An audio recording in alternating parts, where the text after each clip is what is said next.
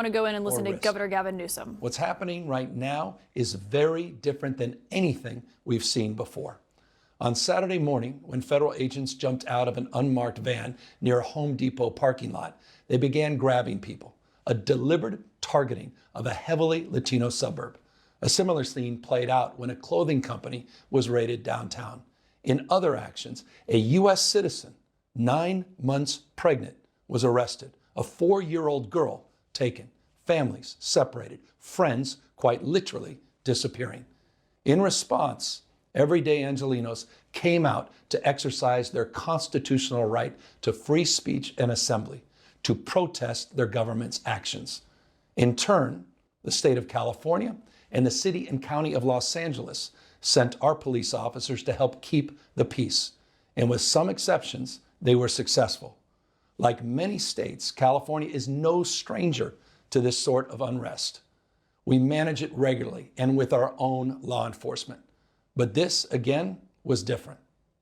What then ensued was the use of tear gas, flashbang grenades, rubber bullets, federal agents detaining people and undermining their due process rights. Donald Trump, without consulting California law enforcement leaders, commandeered 2,000 of our state's National Guard members to deploy on our streets, illegally and for no reason. This brazen abuse of power by a sitting president inflamed a combustible situation, putting our people, our officers, and even our National Guard at risk. That's when the downward spiral began. He doubled down on his dangerous National Guard deployment by fanning the flames even harder. And the president, he did it on purpose. As the news spread throughout LA, anxiety for family and friends ramped up. Protests started again. By night, several dozen lawbreakers became violent and destructive. They vandalized property. They tried to assault police officers. Many of you have seen the video clips of cars burning on cable news. If you incite violence, I want to be clear about this. If you incite violence or destroy our communities, you're going to be held to account. That kind of criminal behavior will not be tolerated, full stop. Already more than 220 people have been arrested, and we're reviewing tapes to build additional cases, and people will be prosecuted to the fullest extent of the law. Again, thanks to our law enforcement officers and the majority of Angelenos who protested peacefully, the situation was winding down and was concentrated in just a few square blocks downtown. But that's not what Donald Trump wanted. He again chose escalation. He chose more force. He chose theatrics over public safety. He federalized another 2,000 Guard members. He deployed more than 700 active U.S. Marines. These are the men and women trained for foreign combat, not domestic law enforcement. We honor their service. We honor their bravery. But we do not want our streets militarized by our own armed forces, not in LA, not in California, not anywhere. We're seeing unmarked cars in school parking lots, kids afraid of attending their own graduation.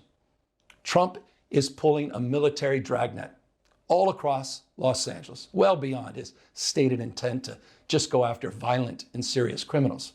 His agents are arresting dishwashers, gardeners, day laborers, and seamstresses. That's just weakness masquerading as strength. Donald Trump's government isn't protecting our communities. They're traumatizing our communities. And that seems to be the entire point. California will keep fighting.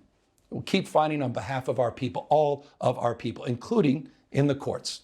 Just yesterday, we filed a legal challenge to Donald Trump's reckless deployment of American troops to a major American city. Today, we sought an emergency court order to stop the use of the American military to engage in law enforcement activities across Los Angeles.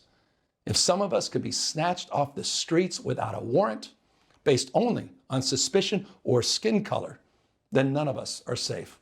Authoritarian regimes begin by targeting people who are least able to defend themselves, but they do not stop there. Trump and his loyalists, they thrive on division because it allows them to take more power and exert even more control. And by the way, Trump, he's not opposed to lawlessness and violence as long as it serves him.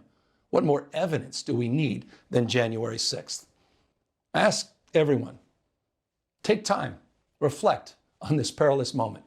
A president who wants to be bound by no law or constitution, perpetuating a unified assault on American traditions. This is a president who in just over 140 days has fired government watchdogs that could hold him accountable for corruption and fraud. He's declared a war on culture, on history, on science, on knowledge itself. Databases, quite literally, are vanishing. He's delegitimizing news organizations, and he's assaulting the First Amendment. And the threat of defunding them, at threat, he's dictating what universities themselves can teach. He's targeting law firms and the judicial branch that are the foundations of an orderly and civil society.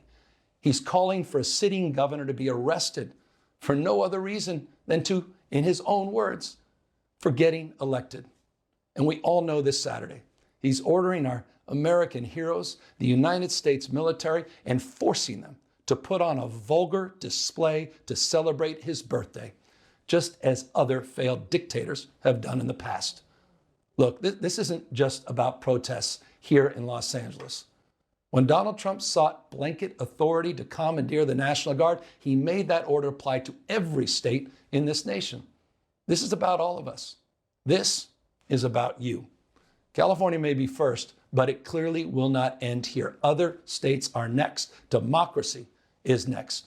Democracy is under assault before our eyes. This moment we have feared has arrived. He's taking a wrecking ball to our founding fathers' historic project.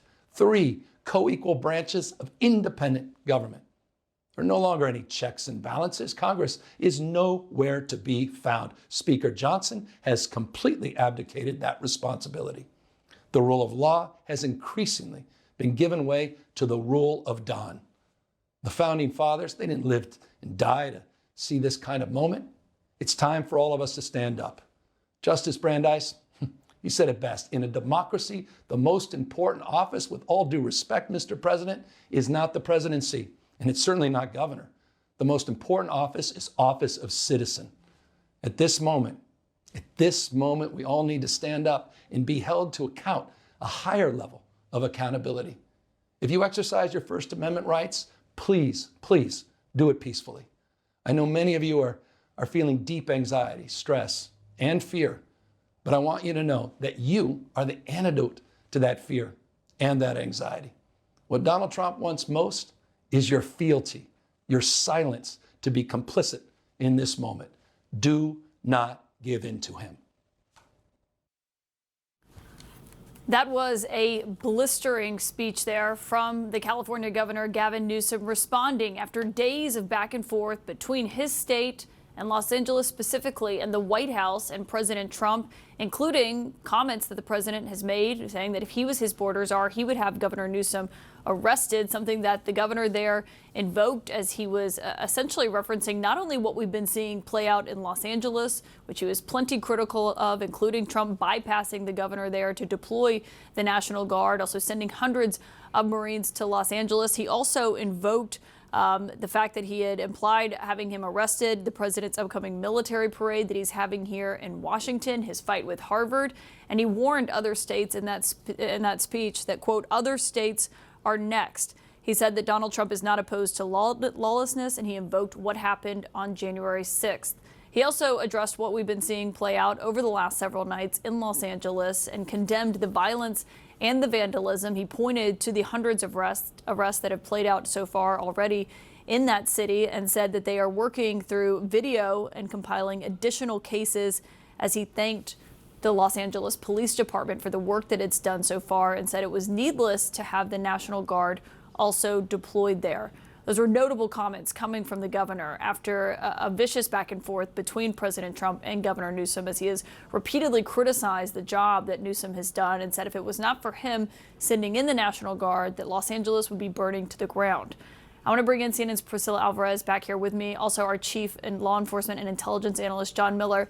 But Scott Jennings and Kate Bedingfield, I want to start with you because, Kate, obviously, to hear what we just did from Governor Newsom, he went far beyond just what has been happening in terms of Los Angeles and the protests there and how the president and the White House have responded. I mean, he has essentially was attacking everything that has happened over the last several months that Donald Trump has been in office. He said the moment that we feared has arrived. Yeah, I think he's using this moment to channel some of the energy that a faction of the Democratic base wants to see from Democratic leaders. I think this is the kind of thing that people who feel frustrated that the Democrats are not taking on Trump more directly, this is exactly the kind of thing they want to see.